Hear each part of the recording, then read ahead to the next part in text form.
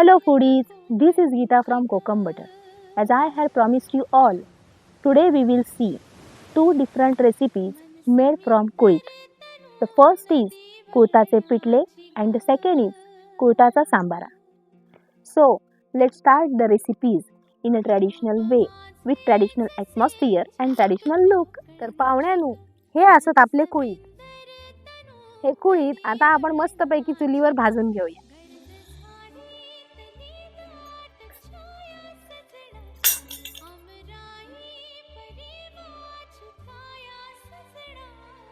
पाहुण्यांनो, हा असा कोकणातला दळणदळूचा पारंपरिक यंत्र, एका जाता असा म्हटला जाता. पाहुण्यांनो, आमचे हे कुळीत मस्तपैकी भाजून झालेले असत. ते आता आम्ही जात्यावर भरडून घेऊया. भरडल्यानंतर त्याची आसडून पावडर करू होई, त्याका कुळताची पिठी असा म्हणतात.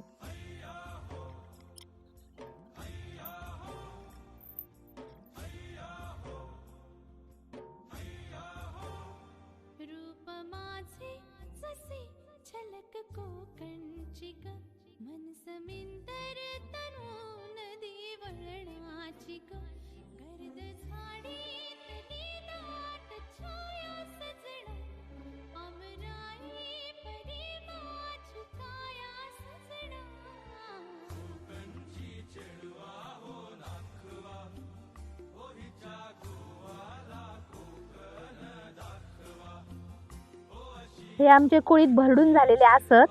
हे आता आम्ही हासडून घेऊया. हासडून म्हणजे ह्याची साला वेगळी करून घेऊया.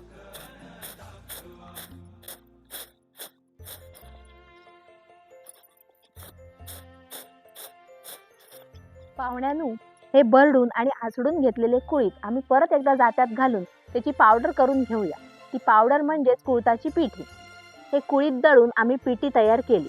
आता आम्ही या कुळताचा पिठला करू घेऊया. चला तर मग. कुळताची पिठी करूच्यासाठी आमका बारीक चिरलेलो कांदो, बारीक चिरलेली हिरवी मिरची, झेझरलेली लसूण आणि कढीपत्तो होयो. पाहुण्यांनो, आता आम्ही करूया साध्या भोळ्या कोकणी माणसाच्या आवडीची साधी भोळी पिठी. या पिठीत आम्ही थोडासा मीठ आणि थोडीशी हळद घालून कालून घेऊया.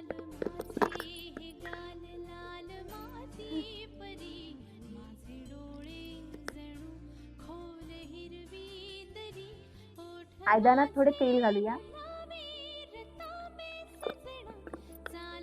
तापलेल्या तेलात झेझरलेली लसूण आणि मिरची घालूया.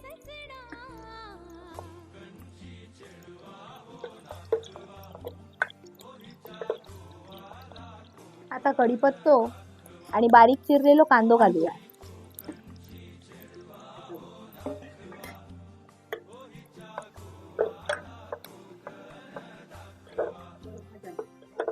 पाहुण्यांनो, यो बघा आमचा कांदो मस्त भाजून झालेलो हा. आता आम्ही त्याच्यात कालवलेली पिठी ओतूया.